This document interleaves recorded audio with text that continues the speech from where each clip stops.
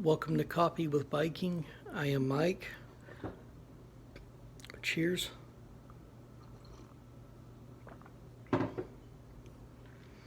Isaiah chapter 2.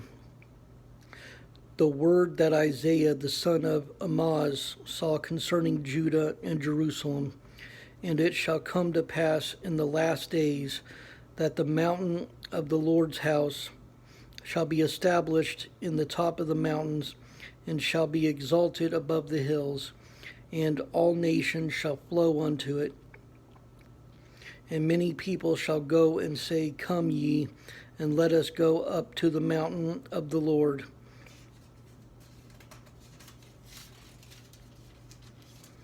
to the house of the God of Jacob, and he will teach us of his ways, and we will walk in his paths.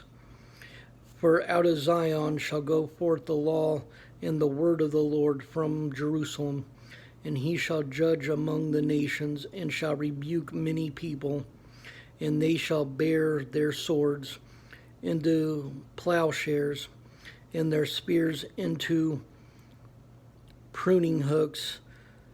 Nations shall not lift up sword against nation, neither shall they learn war any more. O house of Jacob, come ye, and let us walk in the light of the Lord. Therefore thou hast forsaken thy people, the house of Jacob, because they be replenished from the east, and are soothsayers like the Philistines, and they please themselves in the children of strangers. Their land also is full of silver and gold, neither is there any end of their treasures. Their land is also full of horses, neither is there any end of their chariots. Their land also is full of idols. They worship the work of their own hands, that which their own fingers have made. And the mean man boweth down, and the great man humbleth himself. Therefore forgive them not. Enter into the rock, and hide thee in the dust, for fear of the Lord, and for the glory of his majesty. The lofty looks of man shall be humbled, and the haughtiness of men shall be bowed down, and the Lord alone shall be exalted in that day. For the day of the Lord of hosts shall be upon every one that is proud and lofty, and upon every one that is lifted up, and he shall be brought low, and upon all the cedars of Lebanon that are high and lifted up, and upon all the oaks of Bashan, and upon all the high mountains, and upon all the hills that are lifted up, and upon every high tower, and upon every fenced wall, and upon all the ships of Tarshish, and upon all pleasant pictures. And the loftiness of man shall be bowed down, and the haughtiness of men shall be made low, and the Lord alone shall be exalted in that day.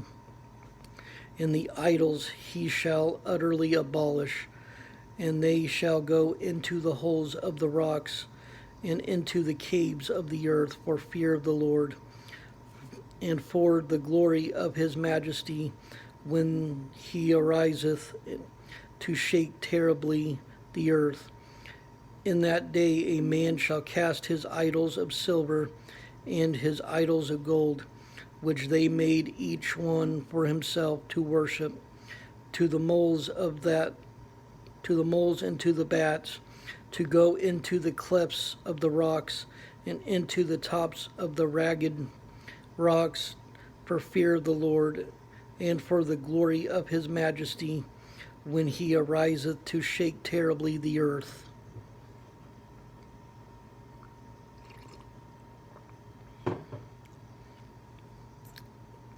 Cease ye from man, whose breath is in his nostrils, for wherein is he to be accounted of? I love you all. Stay blessed, stay caffeinated, and have a wonderful day.